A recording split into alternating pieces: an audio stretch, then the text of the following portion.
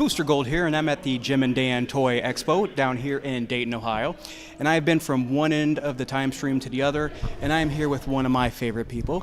Ms. Allison Dickinson. Hello. How are you? Very well, thank you. I got a chance to meet Allison. Oh gosh, that had been like maybe a year, 2 years. It's been a couple years. I think Gym City a couple years ago. So yeah. And over the last couple of years, I've gotten to realize that Allison, and I mean this in a great way, you are like the Dr. Jekyll and Mrs. Hyde of the creative, because over here, you have some of the most amazing crochet work I've ever seen. Thank you. Let me ask you first about that. Yeah. How did you get started? Because I mean, we see all kinds of people. They have the statues, prints. This is truly unique. How did you get started doing this? Well, my writing had been getting a little monotonous for me, so I decided I wanted to learn a new craft to sort of do in between projects. And a good friend of mine, Tiffany Kelly, she did all these little great stuffed animal figures, and I thought, I want to do that. And so I decided to just pick up some hooks and get on YouTube and teach myself how to crochet about a little over a year ago. Shut up. I didn't know that. So, seriously, what have I been doing with my life? It only took you a year to get to that level right there. Yeah. I mean, that, I just discovered an obsession. Usually when I learn something, I do it endlessly until I master it. So, and I keep learning new things every day still. So it's been great. I follow you on Facebook, so I get to see, your works in progress, and I'm absolutely floored. Well, when we were at Gym City, I actually bought a little baby Chewbacca from you. I'd seen it on Facebook, and I'm like, if it's still there when I get there, I gotta have it. It waited for you the whole time. It was there the whole weekend. I was so surprised he didn't sell because people loved him. And not only that, and he's not the only one that's been waiting for me. I'm going to be leaving here with yet another purchase. Baby Groot. It's Baby Groot.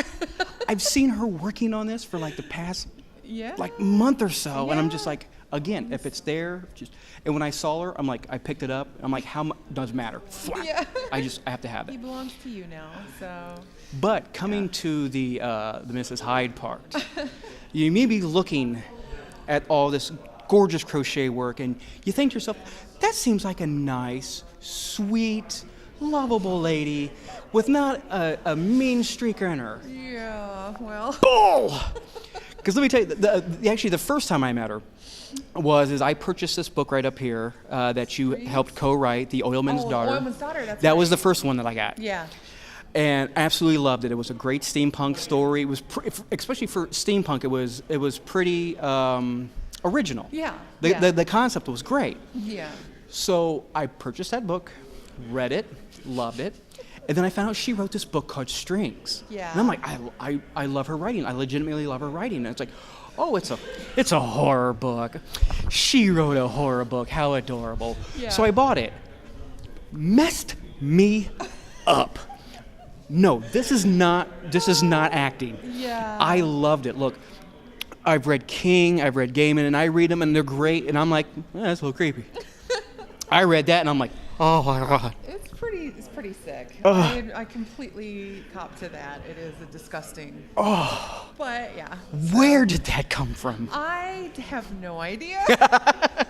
I was trying to study this sort of mindset of being a social hermit because I was going through a bit of a social withdrawal phase at that time in my life, and yeah, it just went from there. It's like if King and Clive Barker collaborated to write a Stockholm Syndrome book. Yeah, oh yeah.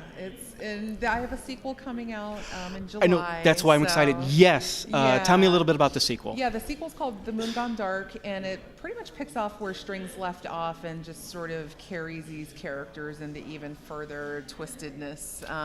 Leaves off at the boat dock? A little bit, yeah. See? Yeah. Boom. And it's not what I would call quite as extreme horror as this one. It's more of a straight up suspense thriller aspect, but it has its moments, so it should not disappoint.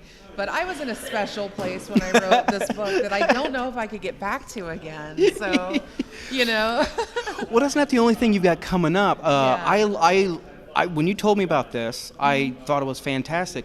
There's something in the works with the Oilman's Daughter, right? The Oilman's Daughter is kind of a standalone. I mean, for now, but the Coltrane series. Oh, the audio. Which one's getting the audio? Oh, these are all in audio. Yeah. So, my books are all in audio on Audible.com or Amazon or iTunes. Great narrator for strings. We have this great British guy who does a really great sinister take on it. He's wonderful. And I'm in. Oilman's Daughter is done by a cast of characters, actors actually. Really? Yeah, it's a bit I like love a radio those. play. Oh, Yeah. I love those. So even the French woman, everybody has their own voice.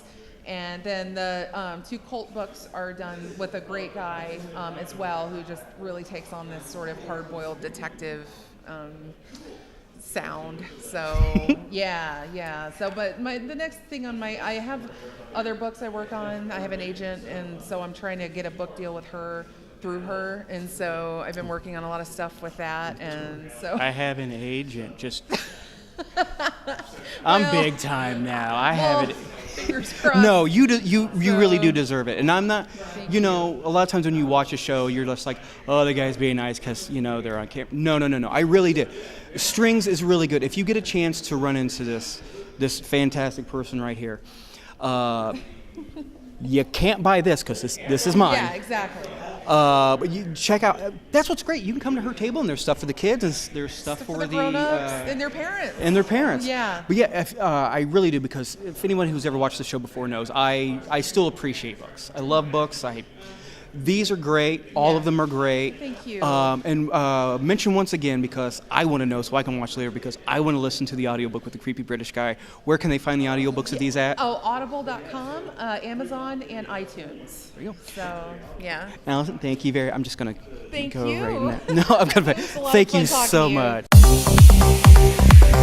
much.